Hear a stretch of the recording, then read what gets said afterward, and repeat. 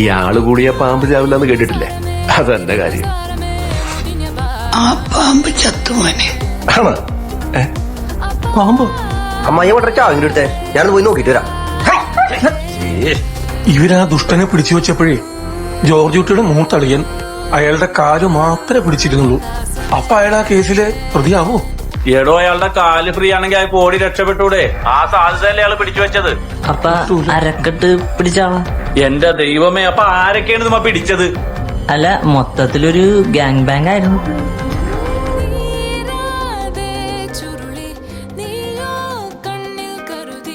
കളിക്കാൻ ഞാനും കൂടാ.